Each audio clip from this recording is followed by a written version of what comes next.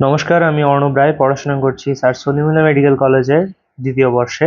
Infra presented revive 2.0 কোর্সের ঘাসফড়িং ক্লাসে তোমাদের সবাইকে স্বাগত জানাই। আজকে আমরা ঘাসফড়িং টপিকটা খুব অল্প সময় সুন্দর করে গুছিয়ে পড়ে ফেলবো এবং এখান থেকে তোমার যা যা দরকার সবকিছু সুন্দর মতো আমরা কভার করব। তো চলো আমরা আজকের ক্লাসটা শুরু করি। ফার্স্টে আমরা জাস্ট যে জিনিসটা জানি অলরেডি, যে ঘাসফড়িং হচ্ছে আর্থ্রোপোডা পর্বের এবং ইনসেক্টা শ্রেণীভুক্ত একটা প্রাণী, তাই না?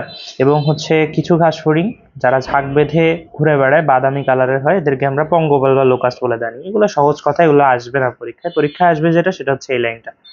এটা ভেরি ভেরি ইম্পর্ট্যান্ট যে পৃথিবীতে 20,000 প্রজাতির ঘাসফড়িং রয়েছে, বাংলাদেশে রয়েছে 20 প্রজাতি।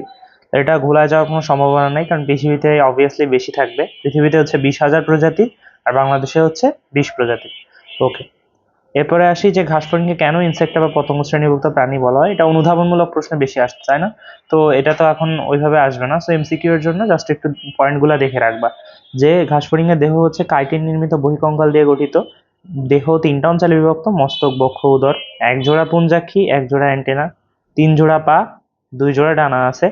দেন হচ্ছে ট্রাকিয়ার মাধ্যমেও শ্বাসক্রিয়া সম্পন্ন করে। মুক্ত রক্ত সংবহনতন্ত্র বিদ্যমান এবং মালপিজিয়ান নালিকার মাধ্যমে রেচন ক্রিয়া সম্পন্ন হয়।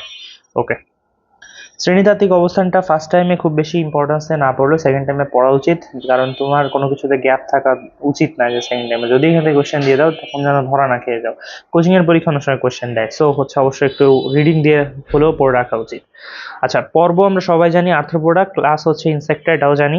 তারপরে দেখো জেনাস পোকিলোসেরাস, স্পেসিস পোকিলোসেরাস পিকটাস, এটা জানি। মাঝখানের 3টা হচ্ছে কঠিন, তাই না?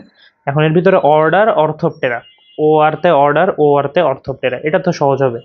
সাবক্লাস টেরিগোটা, ফ্যামিলি পায়ার্গো মরফিডে, এই দুটো একটু মুখস্থ রাখতে হবে, সাবক্লাস টেরিগোটা আর ফ্যামিলি পায়ার্গো মরফিডে। এবার চলে আসো যে ঘাসফড়িং হচ্ছে সাধারণত যেসব জায়গায় লতা পাতা থাকে, ঘাস থাকে, ওই সব জায়গায় থাকে। এবং হচ্ছে এরা কিছু আছে মাইগ্রেটরি, যারা দিনে 15 কিলোমিটার অবধি ভ্রমণ করতে পারে। ঘাসফড়িং হচ্ছে তৃণভোজী বা শাকাশী, হার্বিভোরাস বলি আমরা। হার্বিভোরাস মানে হচ্ছে যারা তৃণভোজী বা শাকাশী, আর কার্নিভোরাস মানে কি মাংসাশী, যেমন হাইড্রা। আর মানুষ কি অমনিভোরাস, অমনিভোরাস। তো এই অমনি ওয়ার্ডটার মানে কি জানো? অমনি ওয়ার্ডটার মানে হচ্ছে সর্ব। এখন যদি আমি তাহলে বলতাম যে অমনিপোটেন্ট, এটা দিয়ে কি বোঝায় বলো তো? অমনিপোটেন্ট মানে, পোটেন্ট মানে শক্তি, তাহলে পটেনশিয়াল মানে তো শক্তি। সো অমনিপোটেন্ট মানে হচ্ছে সর্বশক্তিমান, যার একটা সিনোনিম হচ্ছে অলমাইটি অথবা সুপ্রিম। কি বললাম? সিনোনিমটা হচ্ছে Almighty or supreme, or supreme বলতে পারি, তাই তো?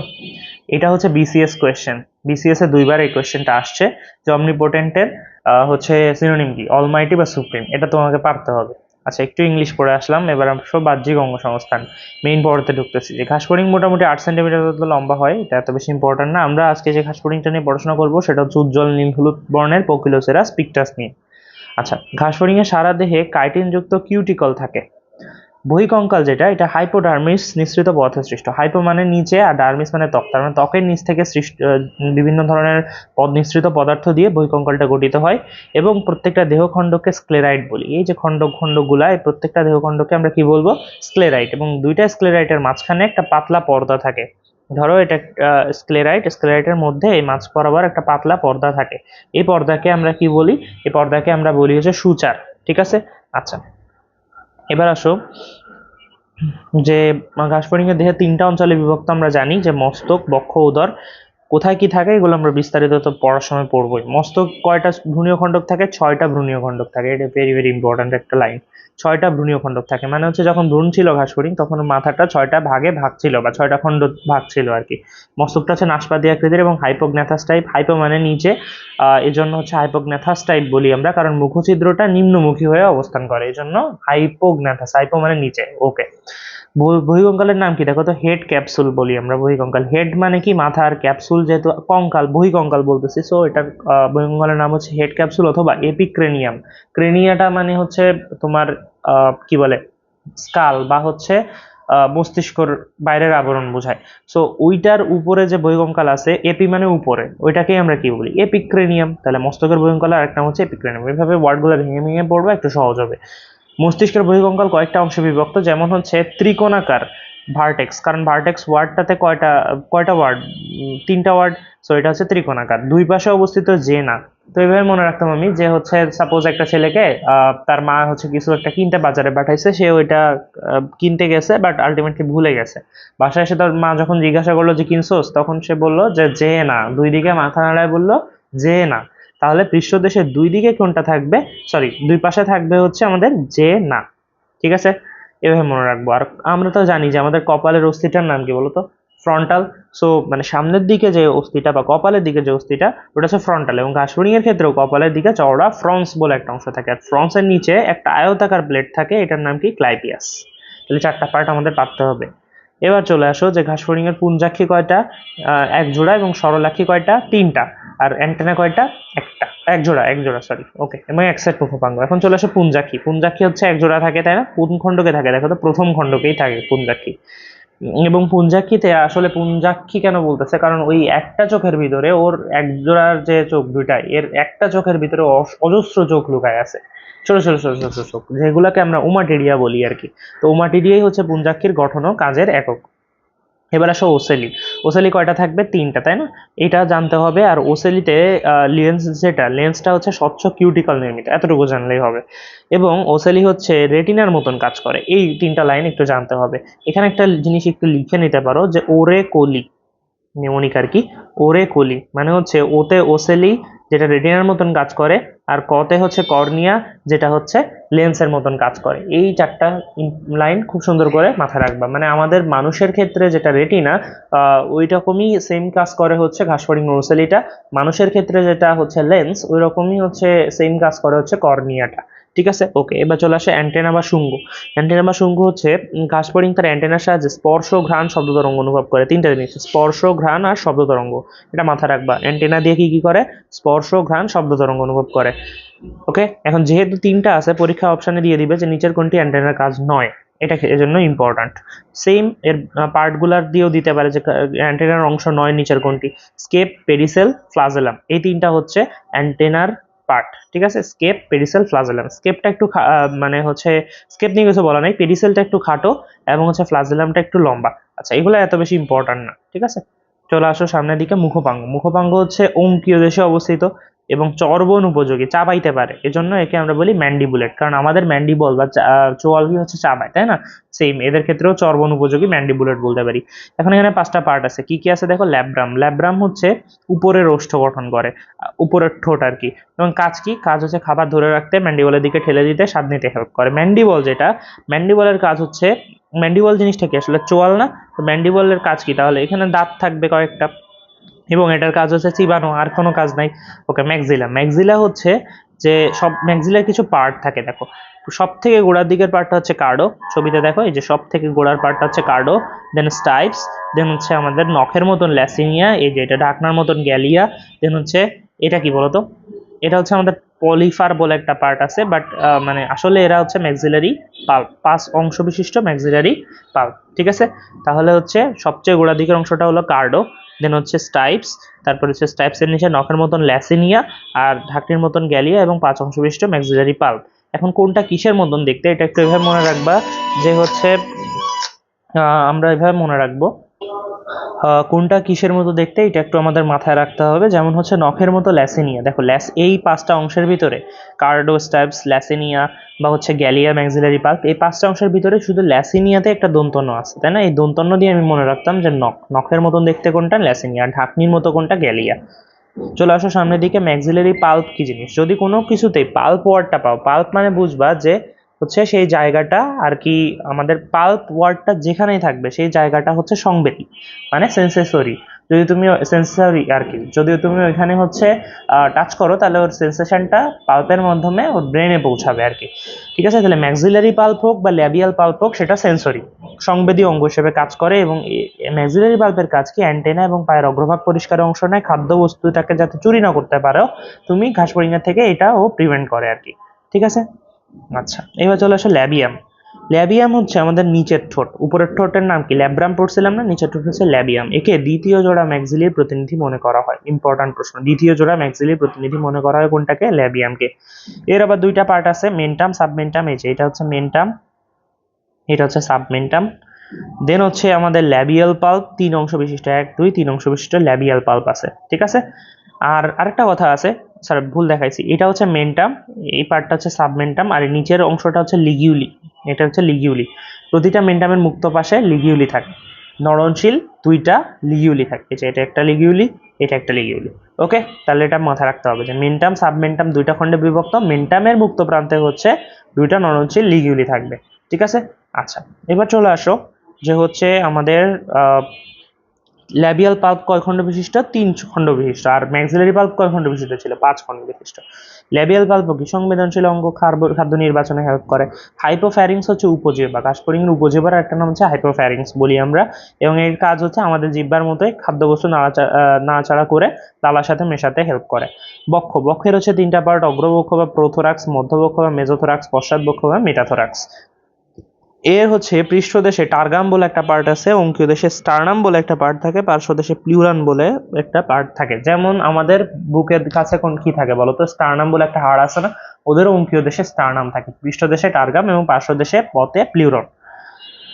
এবার চলে আসো যে অগ্রবক্ষের বা প্রোথোরাক্সের যে টার্গামটা, ওই টার্গামটা একটু বড় হয়, হ্যাঁ, এবং ওইটাকে আমরা একটা স্পেশাল নাম দিই, সেটার নাম হচ্ছে প্রোনোটাম।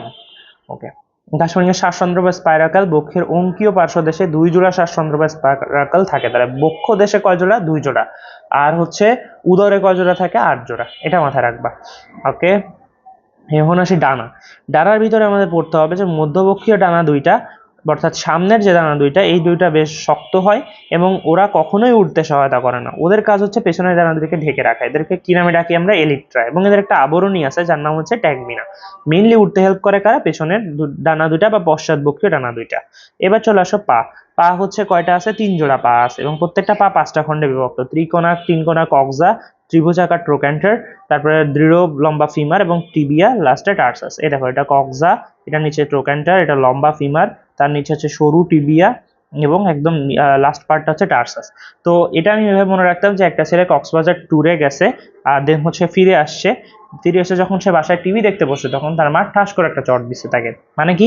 কক্সবাজার ট্যুরে গেছে মানে কক্সা, তারপরে ট্যুরে গেছে মানে ট্রোক্যান্টার, ঠিক আছে, তারপর ফিরে আসছে মানে ফিমার, তারপরে বাসায় এসে টিভি দেখতে বসে তার মানে টিবিয়া, অ্যান্ড লাস্টে তার মা টাস করে চট দিছে, তার মানে টার্সাস। এই হচ্ছে 5টা অংশ পরপর। টার্সাস আবার 3টা পার্টে, ছোট ছোট পার্টে বিভক্ত হয়, যাদেরকে আমরা বলি টার্সোমিয়ার। ঠিক আছে, এবং প্রত্যেকটা টার্সোমিয়ার ইম্পর্ট্যান্ট কিন্তু, কারণ আমরা লাস্টে যখন সেন্সেশন পড়বো, কাশফড়িংয়ের সংবিধি অংশসমূহ পড়বো, তখন এটা পড়বো আর কি। তো টার্সোমিয়ার হচ্ছে এর ভিতরে প্রথম টার্সোমিয়ার, যেটা প্রথম টার্সোমিয়ারের প্রান্তে 2টা নখ থাকে, এই নখ দুইটার মাঝখানে আবার পালভিয়াস নামে একটা আসঞ্জন প্যাড থাকে। এটা সুন্দর করে পড়তে হবে আমাদের। ঘাসফড়িংয়ের পা হচ্ছে ফিমারটা অনেক বড় এবং লম্বা হওয়ার জন্য এরা লাফিয়ে লাফিয়ে দূরত্ব অতিক্রম করতে পারে, জন্য এদের পাকে বলি আমরা স্যালটাটোরিয়াল পা। যেমন আমাদের মস্তিষ্কের ভিতরে যে নার্ভ কন্ডাকশনটা হয়, ওটা কিন্তু লাফিয়ে লাফিয়ে কন্ডাকশন হয়, জন্য ওটাকে আমরা বলি স্যালটাটোরিয়াল কন্ডাকশন। ওকে, উদর হচ্ছে টোটাল 11টা খণ্ডক আছে উদরে, এর ভিতরে প্রথম খণ্ডকটা তোমার হচ্ছে অসম্পূর্ণ, বাকি 10টা খণ্ডকই সম্পূর্ণ। আমাদের বক্ষ দেশে কি ছিল? পৃষ্ঠদেশে টার্গাম, পার্শ্বদেশে প্লিউরন, আর অঙ্কীয় দেশে স্টার্নাম ছিল। উদরে টার্গাম আর স্টার্নাম ঠিকই থাকবে, বাট প্লিউরনটা থাকবে না। ওকে, এরপরে চলে আসো যে টিম্পেনাম। টিম্পেনাম হচ্ছে কোথায় থাকবে? প্রথম খণ্ডকে 2 পাশে 1 জোড়া করে শ্রবণথলি থাকে, যাকে আমরা টিম্পেনিক পর্দা বা টিম্পেনাম বলি। শ্বাসতন্ত্র হচ্ছে ফার্স্ট থেকে 8ম দেহখণ্ডকে টোটাল 8 জোড়া শ্বাসতন্ত্র থাকে, বাকি 2 জোড়া কই থাকে? বক্ষে। আমি পড়ে আসছি। এবারে আসো যে পায়ু এবং বহির্জারণ অঙ্গ। তো ঘাসফড়িং এর এখান থেকে যা পড়বা সেটা হচ্ছে জাস্ট এতটুকু পড়লেই হবে। তো 10ম খণ্ডকে কি থাকে? অ্যানাল সার্কি। এইটুকু মুখস্থ রাখবা। পুরুষ ঘাসফড়িং এর ক্ষেত্রে 10ম খণ্ডকে অ্যানাল সার্কি। তাহলে আমরা জানি সুপ্রা ওয়ার্টার মানে হচ্ছে উপরে, আর সাব মানে হচ্ছে নিচে। তাহলে সুপ্রা অ্যানাল প্লেট, অ্যানাল সার্কি যদি 10মে থাকে, তাহলে সুপ্রা অ্যানাল কততে থাকবে? 10এর উপরটা মানে 11 খণ্ডকে। আর সাব জেনাইটাল, সাব মানে কি? নিচে, তাহলে অ্যানাল সার্কি নিচে থাকবে কোনটা? Sub genital plate. এটা হচ্ছে 10এর নিচে, মানে 9ম খণ্ডকের থাকবে। 9ম খণ্ডকের স্টারনামটাই সাবজেনাইটাল প্লেট তৈরি করছে। এই পার্টটা কিন্তু ভেরি ভেরি ইম্পর্টেন্ট। এখন পুরুষের ক্ষেত্রে স্টারনাম, 9ম খণ্ডকের স্টারনাম সাবজেনাইটাল ব্লাড প্লেট তৈরি করছিল। স্ত্রীর ক্ষেত্রে সেম 9ম খণ্ডকের স্টারনাম কি তৈরি করবে জানো? ওভিপোজিটর বা ডিম পাড়ার একটা অঙ্গ তৈরি করে। যেমন এই যে এটা হচ্ছে আমাদের ওভিপোজিটর, ঘাসফড়িং এর নিচের দিকে এটা হচ্ছে ওভিপোজিটর। এখন পার্থক্যের ছকটা ভেরি ভেরি ইম্পর্টেন্ট। ঘাসফড়িং এর পুরুষটা হচ্ছে ছোট হয় আকারে, স্ত্রীটা একটু বড় হয়। পুরুষের পা ছোট, স্ত্রীর পা হচ্ছে বড় হয়। ঘাসফড়িং এর উদরটা হচ্ছে গোলাকার হয় পুরুষের, এবং হচ্ছে স্ত্রীদের ক্ষেত্রে সুচারু হয়।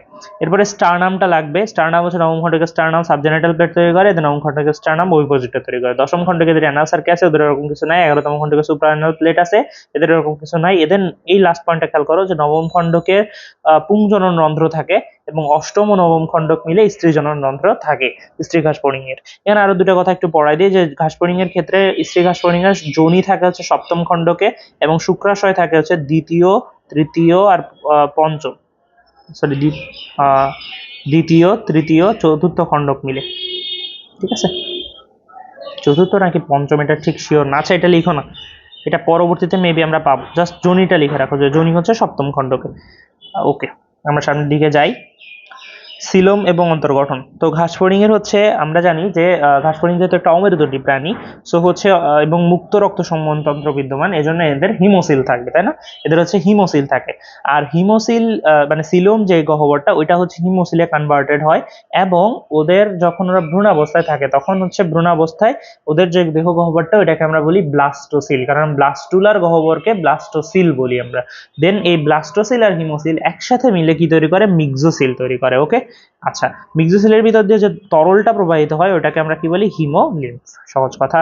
এবার আসো, যে ঘাসফড়িং এর যেহেতু অমেরুদণ্ডী, তাহলে আমাদের উল্টা উল্টা সবকিছু থাকবে, মানে পিঠের দিকে থাকবে হচ্ছে হার্ট, তারপরে অঙ্কীয় দেশে থাকবে স্নায়ুরজ্জু, আর মাঝ বরাবর থাকবে কৌশিক নালী। এই দেখো ছবিতে দেখো, এই যে পিঠের দিকে এই যে হৃদপিণ্ড, এগুলা পিঠের দিকে, তারপরে এই যে অঙ্কীয় দিকে হচ্ছে স্নায়ুরজ্জু, এবং মাঝখান বরাবর কি আছে? এই যে আমাদের কৌশিক নালী আছে। এবার চলে আসো পৌষ্টিক নালী, পৌষ্টিকতন্ত্র। পৌষ্টিকতন্ত্রের ভিতরে দুইটা পার্ট, পৌষ্টিক নালী আর গ্রন্থি। নালীর ভিতরে কি কি আছে এগুলো আমরা সব দেখবো এখানে বিস্তারিত। দেখো আসো, পৌষ্টিক নালী যেটা, এটার ভিতরে স্টোমোডিয়াম বা অগ্রপৌষ্টিক নালী আছে। এটা হচ্ছে জাস্ট এতটুকু পড়বা যে মুখছিদ্র থেকে গিজার্ড পর্যন্ত, এই যে মুখছিদ্র থেকে শুরু হবে এখানে এবং গিজার্ডে এসে শেষ হয়ে যাবে। এতটুকু হচ্ছে আমাদের মানে কি বলে অগ্র পৌষ্টিক নালী বা স্টোমোডিয়াম।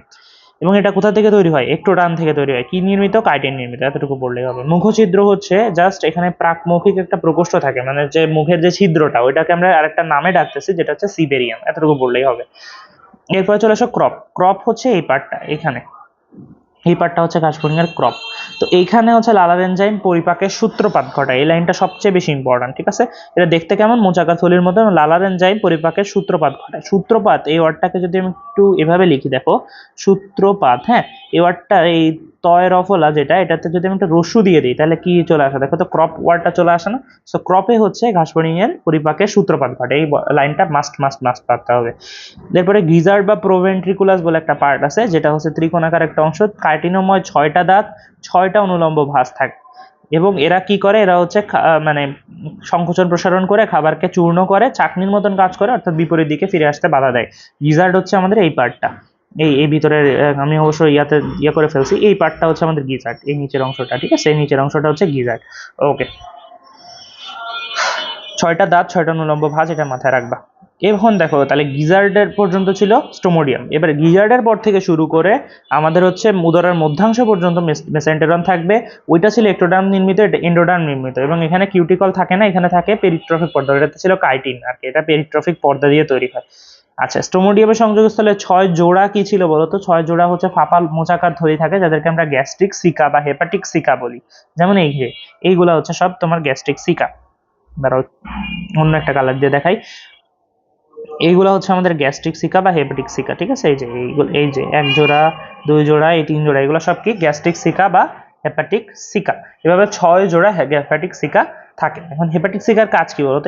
এদের থেকে ক্ষরণ হয়, মানে গ্যাস্ট্রিক ক্ষরণ হয়, যার কারণে হচ্ছে ঘাসফড়িং এর পরিপাক হয়। আর মেসেন্টেরনের অন্তঃপ্রাচীরের থেকেও ক্ষরণ হয়, ওর মাধ্যমেও পরিপাক হয়, সেটা আমরা পরিপাক পড়াশোনা আরো দেখবো। এবং এখানে ভিলাই থাকে অনেকগুলা।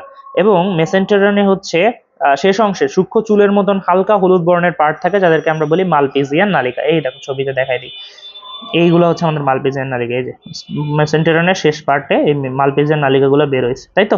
ওকে, এই মালপিজিয়ান নালিকা কি ঘাসফড়িং এর প্রধান রেচন অঙ্গ না? আচ্ছা, প্রোক্টোডিয়াম যেটা, প্রোক্টোডিয়ামে 3টা পার্ট, ইলিয়াম, কোলন আর রেকটাম বা মলাশয়। আরেকটা জিনিস দেখো যে এরাও একটোডার্ম থেকে তৈরি, তাহলে স্টোমোডিয়াম একটোডার্ম থেকে, প্রোক্টোডিয়াম একটোডার্ম থেকে, মাঝখানে হচ্ছে মেসেন্টেরন ছিল আমাদের মানে কি বলে ইয়া থেকে, এন্ডোডার্ম থেকে তৈরি। আচ্ছা, এটা কিউটিকল দিয়ে আবৃত। ওকে, এখন আসো রেকটাম বা মলাশয়। এখানে 6টা রেকটাল প্যাপিলা আছে। কয়টা? 6টা রেকটাল প্যাপিলা। তাহলে আমরা দেখলাম যে গিজার্ড বা প্রোভেন্ট্রিকুলাসে 6টা দাঁত, 6টা অনুলম্ব ভাঁজ ছিল। মেসেন্টেরনে আমরা পাইছিলাম 6 জোড়া হেপাটিক সিকা, আর রেকটাম বা মলাশয়ে পাইলাম 6টা রেকটাল প্যাপিলা। এবার চলে আসো সামনের দিকে যায়, পায়ুছিদ্র। পায়ুছিদ্র হচ্ছে মলাশয়ের শেষ প্রান্তে অবস্থিত, এবং 10ম খণ্ডকের অঙ্কীয় দেশ উন্মুক্ত হয়ে পায়ুছিদ্র তৈরি করে, ঠিক আছে? এইটা আমরা অলরেডি পড়ে আসছি। এবার চলে আসুন সামনের দিকে। পৌষ্টিক গ্রন্থি, পৌষ্টিক গ্রন্থির ভিতরে লালা গ্রন্থি সবচেয়ে ইম্পর্টেন্ট। লালা গ্রন্থি হচ্ছে কয় জোড়া থাকবে বলো তো? এক জোড়া থাকবে ঘাস ফড়িংয়ের লালা গ্রন্থি। এদের কাজ কি? লালা সিক্রেট করা, তাই না? এবং এরা ক্রপের পরিপাকের সূত্রপাত ঘটায়। মেসেন্টেরন থেকে কিছু পাচক রসকরিত হয় যারা হচ্ছে মানে পরিপাকে হেল্প করে। হেপাটিক সিকা থেকে পাচক রসকরিত হয় যারা হচ্ছে পরিপাকে হেল্প করে। চলে আসো এবার পরিপাক। লালা গ্রন্থিতে কি কি এনজাইম থাকে? Amylase, chitinase, cellulose. সবাই কি? শর্করা বিশ্লেষী এনজাইম। এই জন্য লালার এনজাইম শুধু শর্করাকে বিশ্লেষণ করে। কিন্তু অ্যামাইলোলাইটিক যে এনজাইমগুলা মানে মেসেন্টেরন এবং হেপাটিক সিকা থেকে যেগুলো নিঃসৃত হয় ওর ভিতরে অ্যামাইলোলাইটিক আছে amylase, maltase, lactase, invertase. Proteolytic হচ্ছে পেপটাইডেজ, প্রোটিয়েজ, ট্রিপটেজ, ট্রিপসিন। এবং হচ্ছে লাইপোলাইটিকের ভিতরে আছে হচ্ছে শুধুমাত্র লাইপেজ। ওকে, এরা কি করে? এরা হচ্ছে তোমার আমিষ জাতীয় খাবারকে ভেঙে, মানে ঘাস ফড়িং কিন্তু শুধু শাক খায়, কিন্তু ওই শাকের ভিতরেও তো কিছু কিছু প্রোটিন থাকে, তাই না? তো প্রোটিন পার্টটাকে ভেঙে হচ্ছে ও হচ্ছে অ্যামাইনো অ্যাসিডে কনভার্ট করে, তারপরে শর্করা পার্টটাকে ভেঙে গ্লুকোজে কনভার্ট করে, আর ফ্যাটি অ্যাসিডকে এবং গ্লিসারলে কনভার্ট করে হচ্ছে লিপিডকে ভেঙে। এবার চলে আসো যে খাদ্যসার শোষণ। ওর গ্লুকোজের ম্যাক্সিমামটাই হেপাটিক সিকাতেই শোষিত হয়, ঠিক আছে? এবং হচ্ছে মেসেন্টেরনে যে ইয়া ছিল, আমাদের ভিলাই ছিল, ওইগুলোর মাধ্যমে কিছুটা শোষিত হয়। এবার চলে আসো আমরা পরের পার্টে যাই। ঘাস ফড়িং এর এখান থেকে কিছু দেখার নাই। আমরা পড়বো হচ্ছে রক্ত সংবহন তন্ত্র। রক্ত সংবহন তন্ত্র দুই রকমের হয়, মুক্ত আর বদ্ধ। ঘাস ফড়িংয়েরটা কেমন? মুক্ত, কারণ হচ্ছে আর্থ্রোপোডা, মলাস্কা এদের মুক্ত। মলাস্কাতে যদি আংশিক মুক্ত রক্ত সংবহন তন্ত্র দেখা যায়। বদ্ধ কোথায় দেখা যায়? Annelida, chordata. তো আমি এভাবে মনে রাখতাম যে এসি দিয়ে, মানে এতে অ্যানেলিডা, সিতে কর্ডাটা, তাই না? মানে এসি যে রুমে থাকে ওই রুমটা তো আমরা বদ্ধ করে রাখি, তো এই জন্য বদ্ধ রক্ত সংবহন তন্ত্র এসি। এবার চলে আসো যে এদের ডিফারেন্স খুব বেশি ইম্পর্টেন্ট, কিচ্ছু লাগবে না। মুক্ত রক্ত সংবহন তন্ত্রে হিমোসিল থাকে, বদ্ধতে হচ্ছে আমাদের সিলোম থাকে। এইটাই হচ্ছে মেন কথা। আর বাকি কথাগুলা মোটামুটি আমরা পারি, যে ওখানে রক্তনালীর মাধ্যমে প্রবাহ হয়, আর ওখানে হচ্ছে ভেনাস মানে কি বলে সাইনাস এর মাধ্যমে আলটিমেটলি দেহের গহ্বরগুলোর ভিতর দিয়ে রক্ত প্রবাহিত হয়। এছাড়া আর খুব বেশি কিছু লাগে না, রিডিং পড়বা।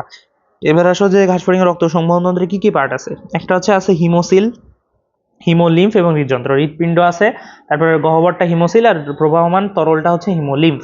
তো হিমোসিলটা অলরেডি আমরা পড়ছি যে ব্লাস্টোসিলের সাথে হিমোসিল একসাথে মিলে কি তৈরি করে? মিক্সোসিল তৈরি করে, তাই না? এবার চলে আসো যে pericardial sinus, perivisceral sinus, perineural sinus. ঘাস ফড়িং এর তিন ধরনের সাইনাস আছে। পেরিকার্ডিয়াল, কার্ডিয়াক মানে কি? হার্ট, তাহলে এটা হৃদযন্ত্র ধারণ করে। পেরিভিসারাল, এটা হচ্ছে ভিসেরা অর্থাৎ পৌষ্টিকনলিকা ধারণ করে। পেরিনিউরাল মানে স্নায়ুরজ্জুকে ধারণ করে। দেখুন পৃষ্ঠীয় পর্দার উপরের দিকে অবস্থিত, ঠিক উপরের দিকে অবস্থিত হচ্ছে পেরিকার্ডিয়াল। আর পৃষ্ঠীয়, যেহেতু পিঠের দিকে কোনটা? পিঠের উপরের দিকে, মানে আমাদের ঘাস ফড়িং এর ছবিটা হচ্ছে অনেকটা এরকম, যে পৃষ্ঠীয় পর্দা এটা হচ্ছে আমাদের অঙ্কীয় পর্দা, নিচেরটা হচ্ছে অঙ্কীয় পর্দা, এটা হচ্ছে পৃষ্ঠীয় পর্দা। তো পৃষ্ঠীয় পর্দার উপরের দিকে কি থাকবে? Pericardial sinus. পৃষ্ঠীয় পর্দার জাস্ট নিচে এই জায়গাটাতে কি থাকবে? পেরিভিসারাল সাইনাস, যেখানে পৌষ্টিকনলী থাকবে। আর এই অঙ্কীয় পর্দার নিচের দিকে এখানে থাকবে পেরিনিউরাল সাইনাস, যেখানে হচ্ছে স্নায়ুরজ্জু থাকবে। ওকে, এবার চলে আসো যে হচ্ছে আমাদের ঘাস ফড়িং এর রক্তের কাজ মোটামুটি সেম, যে জীবাণু ধ্বংস করে, তারপর তঞ্চনে হেল্প করে, দেন হচ্ছে সঞ্চালন এবং খোলস মোচনে রক্ত হেল্প করে, ঠিক আছে? এরপরে এই পার্টটা লাগবে। আরেকটা কিছু আছে, যেমন হচ্ছে আমাদের এখানে খেয়াল করি নাই, যে হচ্ছে খাদ্যবস্তু এবং বর্জ্য পদার্থ পরিবাহিত হয় এবং ভারসাম্য রক্ষা করতেও ঘাস ফড়িং এর রক্ত নাকি কিছুটা হেল্প করে। আচ্ছা, হৃদযন্ত্রের হচ্ছে 7টা প্রকোষ্ঠ থাকে। কয়টা থাকে বলো? 7টা প্রকোষ্ঠ। ঘাস ফড়িং এর হৃদযন্ত্রের হচ্ছে 7টা প্রকোষ্ঠ থাকে। এখানে একটা ছিদ্র থাকে যার নাম হচ্ছে অস্টিয়া। প্রত্যেকটা হৃদযন্ত্রের মুখের যে ছিদ্রটা, ওই ছিদ্রগুলোকে আমরা বলি অস্টিয়া। এই যে ছিদ্রগুলোকে আমরা বলতে পারি অস্টিয়া, ঠিক আছে? আচ্ছা, ওকে, এরপরে চলে আসো যে অস্টিয়া আসলে এই যে ছিদ্রগুলা, মানে তোমাকে দেখাই দিই সুন্দর করে, যে এখানে তো আসলে আমি করে ফেলছি। অস্টিয়া আসলে এই ছিদ্রগুলা হচ্ছে অস্টিয়া, ঠিক আছে? এই যে এই ছিদ্রগুলো হচ্ছে আমাদের অস্টিয়া। ওকে, আচ্ছা, আর এখানে হচ্ছে অ্যালারি পেশি থাকে, মানে টারগামের অগ্রতলে দুই পাশ থেকে অ্যালারি পেশি নামক ত্রিকোণাকার পাখার মতন অঙ্গ পেরিকার্ডিয়াল সাইনাসের প্রাচীরে যুক্ত হয়ে বিশেষ হেল্প করে, ঠিক আছে? অ্যালারি পেশি থাকে। ওকে, এবার চলে আসো যে হচ্ছে ঘাস ফড়িং এর। আচ্ছা, আরেকটা কথা, ঘাস ফড়িং এর হৃদ বিভব বা হচ্ছে কার্ডিয়াক ইম্পালস, এটা হৃৎপিণ্ডে তৈরি না হয়, হৃৎপিণ্ডের কাছাকাছি কোনো গ্যাংলিয়ন বা স্নায়ু গ্রন্থি থেকে তৈরি হয়, জন্য একে আমরা নিউরোজেনিক হার্ট বলি। আমাদের হার্ট কিন্তু মায়োজেনিক হার্ট, কারণ হচ্ছে আমাদের যে হার্টের সেন্সেশনটা, এটা হচ্ছে আমাদের হৃৎপিণ্ডের রাইট অ্যাট্রিয়ামে প্রেজেন্ট মানে রাইট অ্যাট্রিয়ামে প্রেজেন্ট থাকা হচ্ছে আমাদের পেসমেকারের সাহায্যে এটা তৈরি হয় আর কি, হৃদস্পন্দন, ঠিক আছে? তার মানে হৃৎপিণ্ডের যে মাসেল লেয়ার আছে ওইটাই হৃদস্পন্দন তৈরি করতেছে, এজন্য এটা হচ্ছে মায়োজেনিক হার্ট, ঠিক আছে? কিন্তু ঘাস ফড়িং এর ক্ষেত্রে কিন্তু ওর পেশি তৈরি করতেছে না, বরং হচ্ছে স্নায়ুরজ্জুগুলা তৈরি করতেছে, এজন্য ওদেরকে বলে নিউরোজেনিক হার্ট। তো এর জন্য আমাদের ব্রেইনের মানে হার্টের উপরে ব্রেইনের কোনো হচ্ছে ইফেক্ট নাই, যদি তুমি হচ্ছে একটা মরা মানুষের হার্ট বের করে 37°C তাপমাত্রায় লবণ দিয়ে অক্সিজেন দিয়ে কিছু সময় রেখে দাও, তাহলে কিন্তু হার্ট বিট করবে, কিন্তু ঘাস ফড়িংয়ে সেটা করবে না, কারণ ওর উপর ব্রেইনের কন্ট্রোল আছে, নিউরোজেনিক হার্ট। ঘাস ফড়িং মারা গেলে ওর কন্ট্রোলটাও হারা যাবে, ও হচ্ছে মানে হার্ট বিট করা বন্ধ করে দিবে। এবার চলে আসে রক্ত সংবহন প্রক্রিয়া। সেটা হচ্ছে যে প্রতি মিনিটে 100 থেকে 110 বার রক্ত সংবহন হয়, এটা একটু দেখে রাখবা। এবং প্রসেসটা খুব বেশি ইম্পর্টেন্ট না, প্রসেসটা তুমি এই ছকটা পড়লেই হবে, হ্যাঁ, এই ছকটা রিডিং দিলেই হবে। সমগ্র দেহে একবার প্রবাহ হতে 30 থেকে 60 মিনিট টাইম লাগে, এই ছকটা একবার রিডিং দিবা, তাহলেই হবে আশা করা যায়। এই সিলোম আর হিমোসিলের পার্থক্য রিডিং পড়বা, এগুলো খুব বেশি ইম্পর্টেন্ট কিছুই না। শ্বসনতন্ত্রে চলে আসো। শ্বাসতন্ত্র বা স্পাইরাকাল, যেটা এটা কয় জোড়া থাকবে? 10 জোড়া। শ্বাসনালী বা ট্রাকিয়া, বায়ুথলি, প্রান্তীয় বা ট্রাকিয়াল কোষ, ট্রাকিওল। এইভাবে হচ্ছে আমরা এই ছবিটা দেখি, এই ছবিটার মাধ্যমে আমরা হচ্ছে একটা জিনিস জেনে নেব যে স্পাইরাকল হচ্ছে এর ছিদ্রটা, এই ছিদ্রটা হচ্ছে স্পাইরাকল, হ্যাঁ, যার দুই পাশে আবরণ থাকে, এটা হচ্ছে পেরিট্রিম নামক আবরণ। এবং স্পাইরাকল এরকম কয় জোড়া আছে? 10 জোড়া আছে। প্রথম 2 জোড়া হচ্ছে বক্ষে, বাকি 8 জোড়া হচ্ছে উদরে থাকে।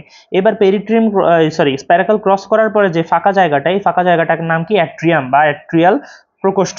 এরপরে হচ্ছে আমাদের মানে ট্রাকিয়া শুরু হয়ে যাবে, এই যে এটা হচ্ছে ট্রাকিয়া।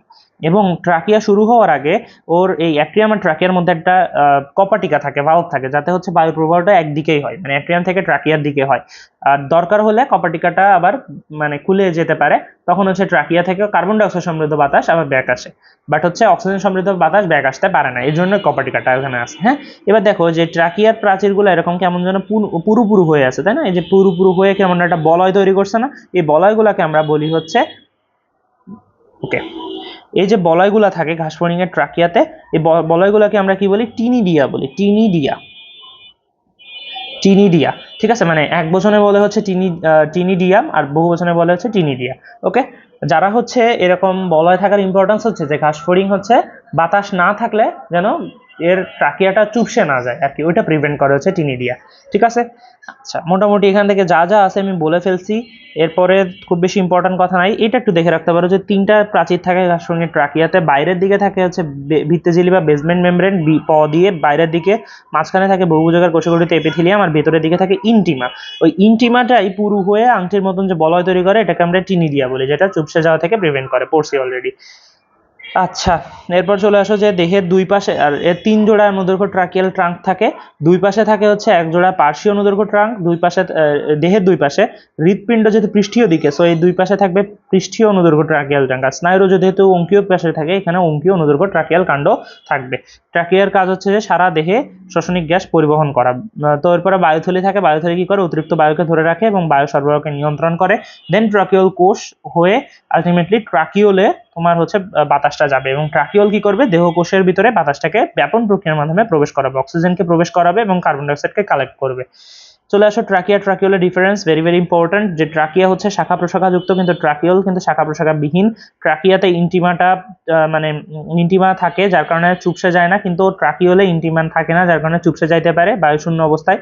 আর ট্রাকিয়া হচ্ছে হিমোসিলের মধ্যে থাকবে, কিন্তু ট্রাকিওল কোষ এটা দেহকোষের সংনিহিত থাকবে। ট্রাকিয়া হচ্ছে রূপার মতন চকচকে, আর ট্রাকিওল হচ্ছে সাদাটে, বায়ুপূর্ণ থাকে, এটা তরলে পূর্ণ, এটা ইম্পর্টেন্ট। ট্রাকিওল কিন্তু তরলে পূর্ণ। তারপরে অ্যাট্রিয়াম থেকে উৎপন্ন হয় এবং ট্রাকিওল কোষের থেকে উৎপন্ন হয়। একটু চিন্তা করে দেখো আমাদের ফ্লোচার্টটা কেমন ছিল?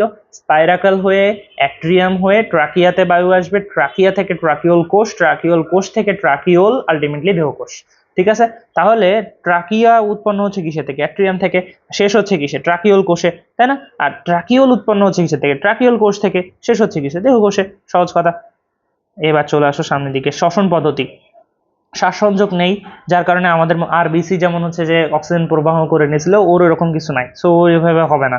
ওর কি আছে? 4 জোড়া শ্বাসরন্ধ্র আছে, প্রশ্বাসী শ্বাসরন্ধ্র বলি, আর 6 জোড়া হচ্ছে, প্রথম 4 জোড়া হচ্ছে প্রশ্বাসী শ্বাসরন্ধ্র, বাকি 6 জোড়া হচ্ছে নিঃশ্বাসী শ্বাসরন্ধ্র। এখন কিভাবে হয় দেখো, সেটা হচ্ছে বায়ুমণ্ডল থেকে অক্সিজেন গ্রহণ করে, শ্বাসরন্ধ্রের মাধ্যমে অ্যাট্রিয়ামে যায়, অ্যাট্রিয়াম হয়ে ট্রাকিয়া হয়ে ট্রাকিওল কোষ হয়ে দেন ট্রাকিওলে যায়, তারপরে ওখান থেকে প্রান্তীয় থলির মাধ্যমে ব্যাপন প্রক্রিয়া অক্সিজেন ঢোকে আর কার্বন ডাইঅক্সাইড বের হয়ে আসে, আবার সেটা মানে প্রান্তীয় থলি, ট্রাকিওল কোষ, ট্রাকিয়া, অ্যাট্রিয়াম, শ্বাসরন্ধ্র হয়ে আবার ব্যাক আসবে আমাদের বায়ুমণ্ডলে।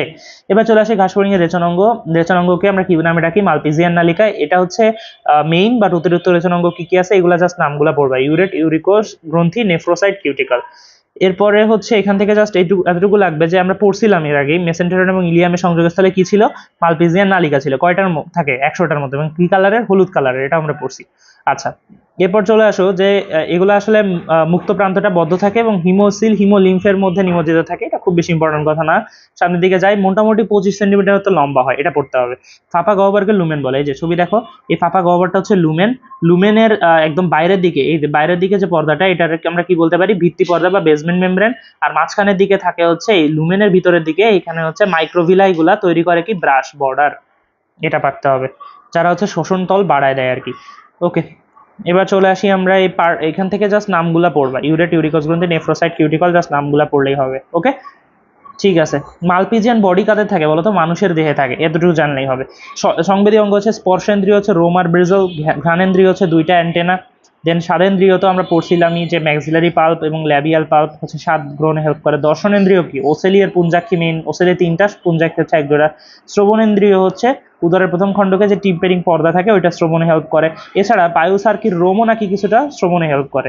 তাহলে হচ্ছে মানে ঘাসফড়িং তার পেট বা হচ্ছে পশ্চাৎ দেহের মাধ্যমে আসলে শুনতে পারে, অদ্ভুত জিনিস। তাপেন্দ্রিয় হচ্ছে তিনটা টার্সাসের গোড়া, ওই যে টার্সাস করছিলাম না, তিনটা টার্সাসের গোড়া বিদ্যমান প্লান্টুলি প্যাড এবং অ্যান্টেনার কিছু পার্ট হচ্ছে আমাদের তাপেন্দ্রিয় হিসেবে কাজ করে। ওকে, এগুলো মুখস্থ রাখবা। দেন পুঞ্জাক্ষীতে আসি। পুঞ্জাক্ষী হচ্ছে 2000-এর মতন ষড়ভুজাকার ওমাটিডিয়া দিয়ে পুঞ্জাক্ষী গঠিত হয়। তো ওই ওমাটিডিয়ামের পার্ট কি কি আছে দেখো। কর্নিয়া আছে। কর্নিয়া হচ্ছে আমাদের লেন্সের মতন কাজ করে, পড়ছিলাম না, ওরে কলি অসেলি হচ্ছে রেটিনার মতন এবং কর্নিয়া হচ্ছে লেন্সের মতন কাজ করে। কোনো কিছুর শেষে যদি জেন থাকে তার মানে জেনেসিস, আর কোষ তার মানে যে কোষটাই ওই জিনিসটা তৈরি করতেছে তার নাম ওইভাবেই হয়েছে। যেমন কর্নিয়াজেন কোষ হচ্ছে কর্নিয়া তৈরি করে, যেন নাম হচ্ছে কর্নিয়াজেন কোষ, কর্নিয়া তৈরি করে। সেম ভাবে ক্রিস্টালাইন কোন কোষ কি তৈরি করবে? ক্রিস্টালাইন কোন তৈরি করবে? ক্রিস্টালাইন কোন হচ্ছে কেমন দেখতে? মোচাকৃতির অংশ এবং প্রতিসরণশীল অঙ্গ হিসেবে আলো প্রবেশে হেল্প করে। তাহলে প্রতিসরণশীল পার্ট কোনটা বলো তো? ক্রিস্টালাইন কোন, এটা পড়তে হবে। আইরিশ সংযোগ আবরণী হচ্ছে ওর মানে মেনলি পিগমেন্টেড কালো কণিকা বহনকারী একটা পার্ট। দেন হচ্ছে রেটিনুলার কোষ কয়টা থাকে? এটা লাগবে, 7টা থেকে 8টা রেটিনুলার কোষ থাকে এবং এদের থেকে ক্ষরণ থেকে র্যাবডম গঠিত হয়, যারা হচ্ছে আলোক সংবেদী। আর র্যাবডমের মধ্যে কি হয় জানো? আলো গৃহীত হয়। তাহলে আলো গৃহীত হয় কোন পার্টটাতে? র্যাবডমের মধ্যে আলো গৃহীত হয়, এটা লাগবে।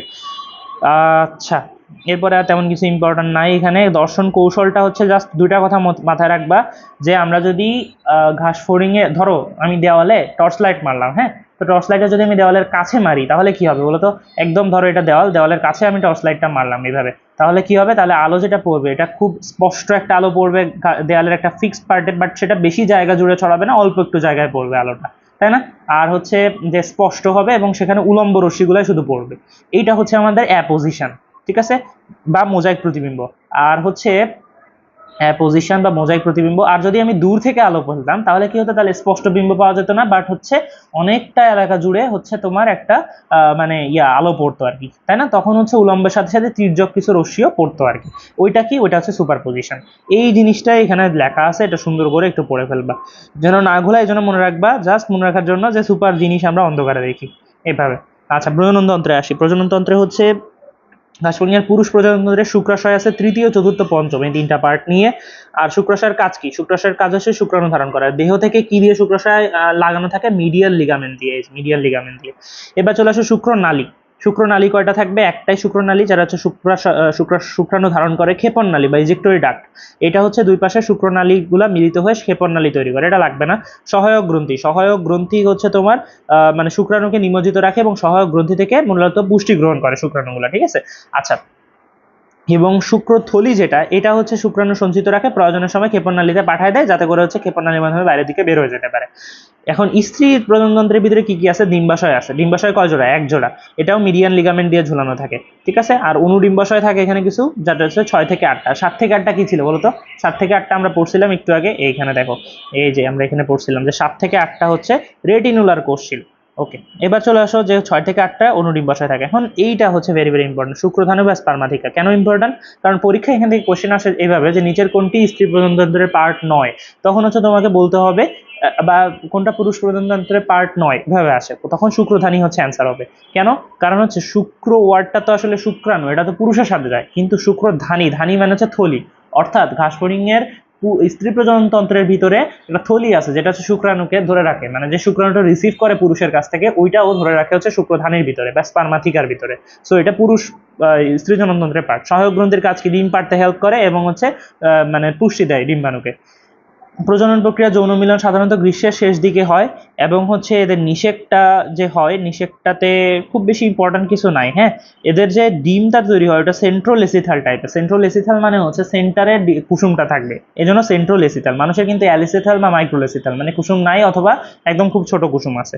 আচ্ছা, আর এরা যে 10 সেন্টিমিটার গর্ত করে ওইটাতে এক একটা গর্তে 20টা ডিম পারে। যেন যদি 10টা গর্ত করে তাহলে 200টা ডিম পারবে, সহজ কথা।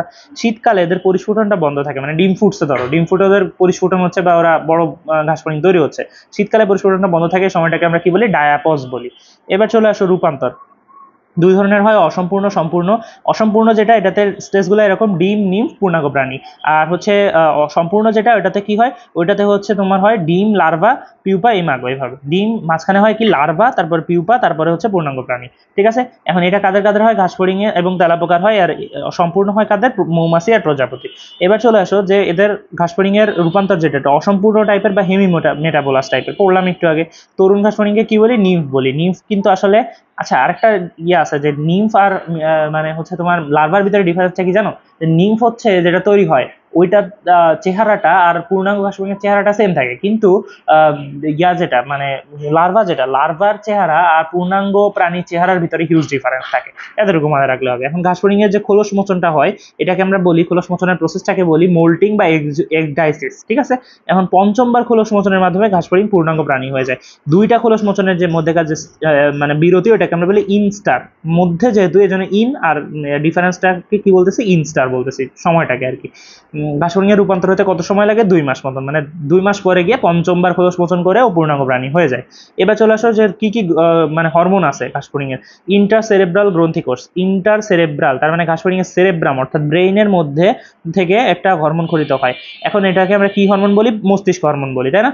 কোনটাকে, ঘাসফড়িং যে মানে এই ইন্টারসেরেব্রাল গ্রন্থি কোষ একটা হরমোন সিক্রেট করে যেটাকে আমরা মস্তিষ্ক হরমোন বলি। এটার নাম কি, প্রোথোরাসিকোট্রপিক হরমোন। কোনো হরমোনের শেষে যদি ট্রপিক ওয়ার্ডটা থাকে তাহলে বুঝবা যে ও তার আগে যে জিনিসটা আছে ওই জিনিসটাকে স্টিমুলেট করতেছে। তার মানে প্রোথোরাসিকোট্রপিক হরমোন হচ্ছে প্রোথোরাসিক গ্রন্থির কাজকে স্টিমুলেট করবে। ঠিক আছে, আচ্ছা, প্রোথোরাসিক গ্রন্থি কি জিনিস? প্রো মানে হচ্ছে আগে, আর থোরাক্স মানে হচ্ছে বক্ষ, তার মানে এটা অগ্রবক্ষে থাকবে। এখান থেকে কি হরমোন করতে হবে, এগডাইসন হরমোন করতে হবে। এগডাইসনের কাজ কি, এগডাইসিসে হেল্প করবে, মানে মোল্টিং বা খোলস মোচনে হেল্প করবে। কর্পোরা অ্যালাটা, কর্পোরা অ্যালাটা হচ্ছে নিম্ফ দশায় জুভেনাইল হরমোন এখান থেকে গঠিত হয়, যেটা হচ্ছে নিম্ফকে মানে হচ্ছে যে সুন্দর একটা চেহারা দিবে প্রাপ্তবয়স্কে, যাতে মানে প্রাপ্তবয়স্ক হইতে হেল্প করবে। এবং এখান থেকে আরেকটা হরমোন গঠিত হয়, গোনাডোট্রপিন হরমোন গঠিত হয়, যেটা কি করে, জননাঙ্গের পরিণতি ঘটায়। কর্পোরা কার্ডিয়াক, কার্ডিয়াক মানে কি বলতো, হার্ট না? তাহলে এটা কোন পার্টে থাকবে, পশ্চাৎ পার্টে, মানে হচ্ছে পৃষ্ঠীয় দেশটাতে থাকবে আর কি মূলত। এবং এখান থেকে গ্রোথ হরমোন খরিত হয়। এই হরমোনের নামগুলো সুন্দর করে পড়ে ফেলবা। নিম্ফ আর পূর্ণাঙ্গ ঘাসফড়িং এর পার্থক্য আমরা অলরেডি মোটামুটি বলে ফেলছি, বাকিগুলো একটু রিডিং পড়বা, ইম্পর্ট্যান্ট কিন্তু। ঘাসফড়িংয়ের অর্থনৈতিক গুরুত্ব হচ্ছে যে মানে কিছু মাইগ্রেটরি পঙ্গপালের কথা আমরা অলরেডি শুরুতে পড়ছিলাম, যে এরা হচ্ছে কি করে, এরা হচ্ছে আমাদের মানে ফসলকে আক্রমণ করে ধ্বংস করে ফেলতে পারে। খাদ্য হিসেবে আসলে গ্রিকরা পঙ্গপালকে খায়, এবং হচ্ছে মেক্সিকো, জাপান, ফিলিপাইন এসব দেশেও মোটামুটি খায় আর কি। ভারতের মাদ্রাস টাদ্রাস এইরকম এলাকাগুলোতে কিছু মানুষ হচ্ছে ঘাসফড়িংকে খায় খাবার হিসেবে। পরিবেশকে বাসযোগ্য রাখে, ও হচ্ছে পচা জিনিসপাতি খেয়ে ফেলে এবং উদ্ভিদকে পুষ্টি দেয়, মলত্যাগ করে, এর জন্য হচ্ছে ও পরিবেশকে বাসযোগ্য রাখে। মাধ্যমিক পোষক হিসেবে মানে ও হচ্ছে, ওর বডিতে কিছু চ্যাপ্টাকৃমি বা গোলকৃমি বাসা বাঁধতে পারে, যেইগুলা যখন ঘাসফড়িংকে খাওয়া হয়, মানে অন্য প্রাণী যখন ঘাসফড়িংকে খায় তখন হচ্ছে ওই চ্যাপ্টাকৃমি বা গোলকৃমি ওই প্রাণীকে অ্যাটাক করতে পারে। তার মানে কি, এরা হচ্ছে মাধ্যমিকভাবে একটা পোষক হিসেবে কাজ করতেছে। তো ঘাসফড়িং এর পড়াশোনা এতটুকুই ছিল, আশা করি তোমরা বুঝতে পেরেছো ঘাসফড়িংটা। আর হচ্ছে দেখা হচ্ছে নেক্সট কোনো ক্লাসে, সবাই ততক্ষণ ভালো থাকবা এবং হচ্ছে ঘাসফড়িংটা সুন্দর মতন পড়ে ফেলো। ওকে।